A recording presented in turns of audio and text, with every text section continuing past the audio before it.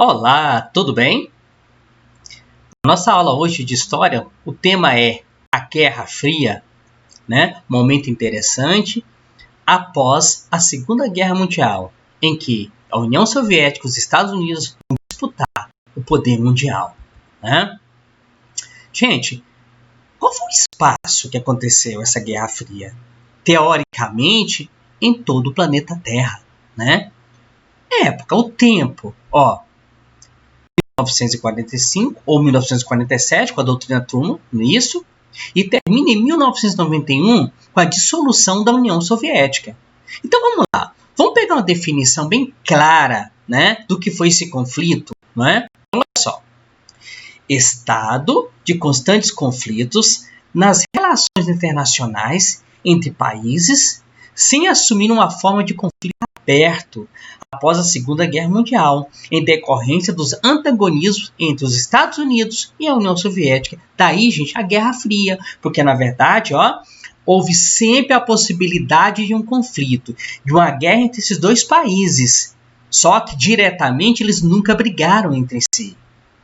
E não brigaram porque eram povos muito poderosos. Os Estados Unidos saem da Segunda Guerra Mundial com a maior potência econômica e militar do planeta. A União Soviética sai da Segunda Guerra Mundial com uma grande potência militar. E aí, gente, eles vão investir em tecnologia para poder disputar a liderança do mundo. Não é isso? Olha que interessante, né? O mundo vai ter uma divisão bem clara, né? De capitalistas versus comunistas, socialistas. Repara, é um debate que até hoje está presente no mundo e aqui no Brasil, não é isso? Esquerda, comunista, não é isso? Você vê muito isso aqui no Brasil. Isso é o quê? É daquela época, gente, né? Só que muita cabecinha, né, no Brasil até hoje não percebeu que o nosso mundo, tá, é outro. O mundo mudou. Essa briga entre essas potências, tá, relativamente não existe mais como naquela época. Claro, hoje você vê, por exemplo, no jornalismo, ameaças, brigas, controvérsias entre a atual Rússia, né, a grande herdeira da União Soviética que não existe mais, e os Estados Unidos, é isso, com o Donald Trump, por exemplo, né? E hoje aparece o quê? A China, né, um ingrediente a mais. Mas, gente, grande parte dos discursos de hoje são meros discursos ideológicos, não é isso? Que tentam trazer de volta pensamentos, né, contradições, para, na verdade, nós não entendemos a realidade que estamos, né, vivendo, correto? Gente, quais são as origens da Guerra Fria, né? Gente, a Guerra Fria, ela tem como marco, vamos falar assim, inicial, né? Na verdade, gente, né, a doutrina Truman. Mas olha só, em 1945, quando soviéticos e americanos se encontraram na capital Berlim, antiga capital, a capital da Alemanha, no período da Segunda Guerra Mundial, não é isso? Onde ali eles vão derrubar de vez o governo nazista, né, da Alemanha nazista, né, do governo de Hitler. A partir deles já vão se olhar com muita desconfiança, não é isso? Por quê? Eles foram aliados contra a Alemanha. Só, gente, que eles tinham dois princípios diferentes, em princípio econômico e político diferentes, né? Um representado pelo capitalismo, né, liberal norte-americano, né, e pelo socialismo, né, soviético. Não é isso? Então vamos lá. Muitos historiadores então dão como princípio da Guerra Fria a doutrina Truman, não é isso? Olha só, os Estados Unidos deveriam intervir militarmente em países ameaçados pelo domínio comunista. Até hoje o Brasil está com medo dos comunistas, né? Liderando os países capitalistas na defesa desse sistema. Então é o seguinte, eu olhava para a União Soviética como um inimigo em potencial a conquistar os países do mundo e implantar o comunismo. Comunismo assusta quem? Quem é capitalista? Quem tem bens? Quem tem fortuna? Quem tem fábrica? Quem é dono de fazenda? Quem é dono de comércio? Porque, teoricamente, no comunismo, você fica sem. Esses bens, esses meios de produção passam a pertencer ao Estado. Não é isso? Então, gente, por isso até hoje, essa palavra comunismo, ela amedronta, não é isso? Porque na teoria seria o quê? Seriam nações, seriam estados em que não haveriam burgueses, pessoas que são proprietários de produção de riqueza. Todos, teoricamente, seriam o quê? Trabalhadores, não é isso? Né? Então, gente, a partir do lançamento dessa doutrina Trump, não é isso? Quais são as consequências dela? Tanto para os Estados Unidos quanto para a União Soviética e para o mundo. Então, olha só. Ambos os países vão tentar um fortalecimento econômico, político e ideológico, né? E militar nas suas áreas de influência. Ou seja, os países que fazem parte da minha esfera, eu vou incentivar economicamente. Opa, eu vou dominá-los politicamente, tá?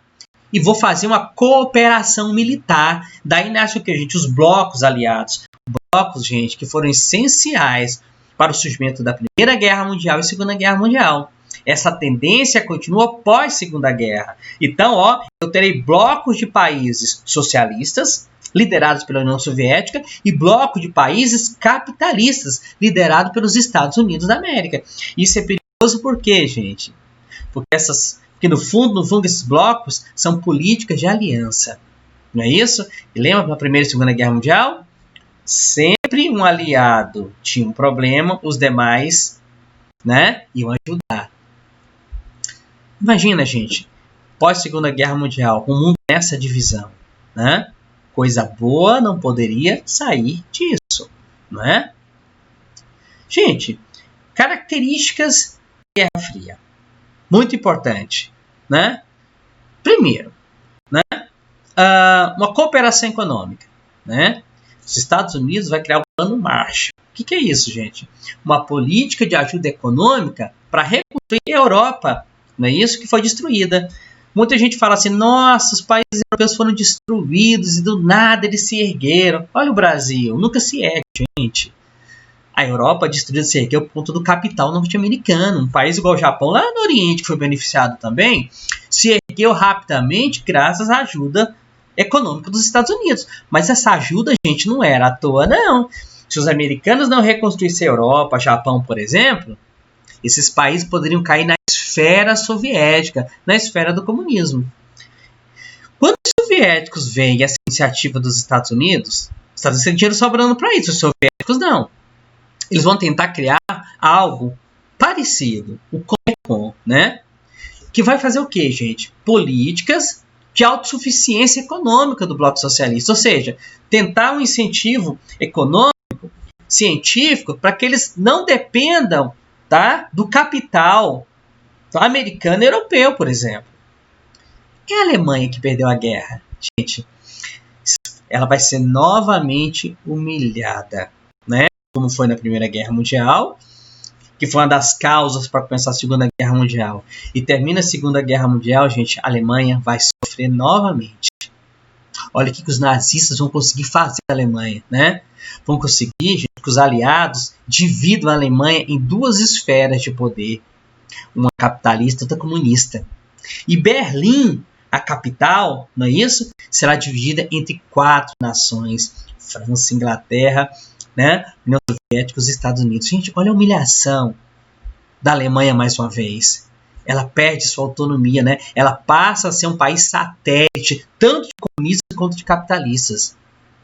E aí, gente, é a parte mais complicada dessa Guerra Fria, que é o quê? A formação desses blocos militares que visavam defesa mútua, se ameaçada pelo outro. A OTAN, um pacto entre os Estados Unidos e seus aliados, que até hoje existe, e o Pacto de Varsóvia, que seria o quê? Né? Um bloco militar, né? Liderado pela União Soviética. Imagina, gente, esses países sendo atacados um pelo outro. Seria uma guerra generalizada. Uma guerra generalizada, gente, que tinha como símbolo máximo a bomba atômica. Aquela bomba atômica que foi usada a princípio para atacar o Japão no final da Segunda Guerra Mundial, não é? Os Estados Unidos tiveram forte desenvolvimento atômico e os soviéticos não ficaram atrás. Quem viveu essa época como eu, gente, né, uma grande parte da minha infância viveu nessa época, o que era o medo da humanidade? De uma guerra nuclear. Falava-se tanto de um telefone vermelho, né? Que se fosse tocado era a ordem para se disparar essas bombas atômicas. Filmes da época tentaram retratar isso, né? Analistas olharam para o futuro se houvesse uma guerra nuclear. Poderia significar o fim da nossa humanidade. Então, gente, a bomba atômica, no fundo, o que acontece? Por que esses países faziam bombas atômicas? Não era para lançar um pelo outro, mas era para dizer que tinham. Ou seja, eram bombas feitas para não serem usadas. Porque usar significa destruição em massa de ambos os lados. Né? Outra característica importante, gente, a corrida espacial. Gente, de repente, os Estados Unidos reparam um objeto, né, circulando a Terra. Os russos, gente, inventam um satélite e lançam o primeiro satélite. Gente, isso vai apavorar os Estados Unidos, né, que precisa fazer o mesmo com urgência. Os russos, gente, vão inventar um foguete que sai da órbita da Terra. Eles lançam o primeiro ser vivo, né? Uma cadelinha chamada Laika, né? Depois o primeiro homem, Yuri Gagarin. Então, na corrida espacial, os soviéticos saem na frente. Os Estados Unidos ficam meio desesperados, sabe por quê?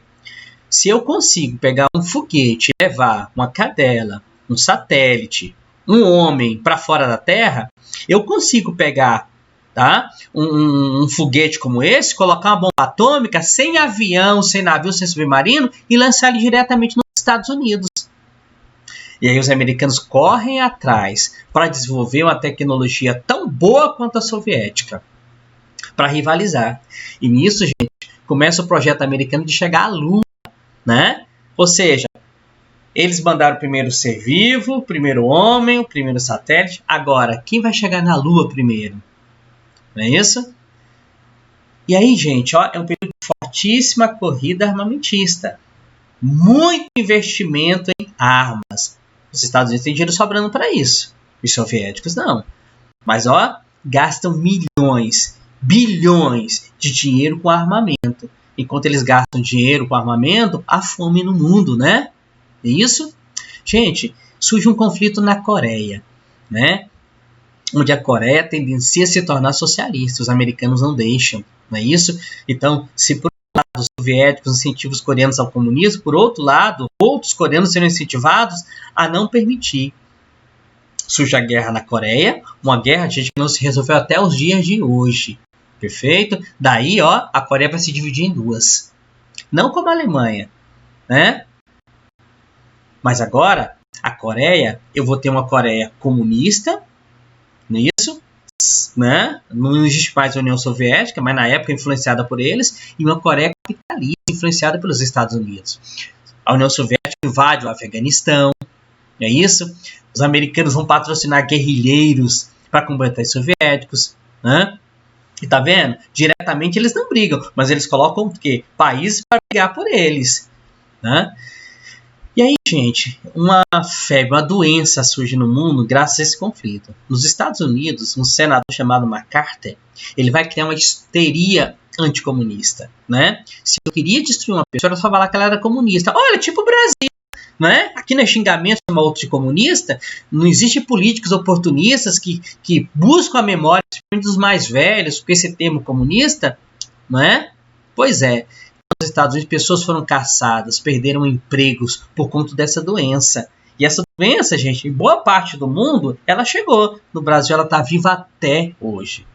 Na década de 70, gente, veio um degelo, né? O que acontece? Os gastos eram altíssimos com armamento. Americanos e soviéticos sentam para fechar um acordo, tá? Para limitar a produção, tá, de bombas nucleares. Eles estão pensando na humanidade? Não. Eles estão pensando que é nas finanças deles. É isso? A Guerra Fria, graças a Deus, né, que ela foi fria, ou seja, ela não teve o conflito direto entre soviéticos, né, e americanos. Ela vai ter um fim. Né? A década de 90, né, do século passado, marca o fim da Guerra Fria, com a quebra econômica da União Soviética.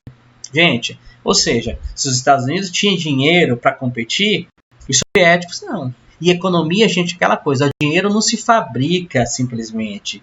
Dinheiro não se tem fácil simplesmente, não é assim, né? Riqueza é algo real, né? Ou seja, quando esgotou, né, o recurso soviético, a União Soviética vai quebrar. Gente, nesse final, Mikhail Gorbachev, líder soviético, ele vai tentar criar programas para tentar reerguer a União Soviética. Só que esses programas vão determinar o fim dela, né? Primeiro, a perestroika, que é uma reforma econômica, gente, né? Vamos dinamizar a nossa economia, né? Nessa dinamização da economia, gente, quebra-se de vez o país, né? E o país volta-se à economia capitalista. A Glasnost, uma reforma política de abertura, né? Porque o sistema soviético era fechado, uma ditadura fechada, né? De partido único, não é isso? Então, nessa abertura, gente, todo o sistema cai. Então, ou seja, com o fim da União Soviética, ela aos poucos se torna capitalista, né? Então, os antigos países que eram satélites da União Soviética, gente, eles vão sair dessa esfera. Muitos vão se tornar totalmente independentes, né, da Rússia, que vai ser a herdeira dessa União Soviética. E que a gente chama de crise do bloco soviético. Né? Na antiga Alemanha, gente, vai haver o que é a unificação. A Alemanha comunista, né, ela vai se desprender dos soviéticos e aos poucos começa um processo de unificar a Alemanha. Perfeito? Do leste e oeste, ou seja, né? A Alemanha vai ser toda se tornar capitalista, né? E aí, gente, com o fim da União Soviética, o Pacto de Varsóvia já não tinha mais razão de ser, não é isso? Já não tinha mais razão de ser. E assim, gente, se encerra um período assim sombrio, perigoso, né? Que nos bastidores não era frio, era fervente, mas graças a Deus, né, que isso gelou. O conflito direto entre essas duas nações poderia significar o fim da humanidade. É isso aí. Gente, muito obrigado. Jamais esqueçam. Dias melhores virão. Um abraço.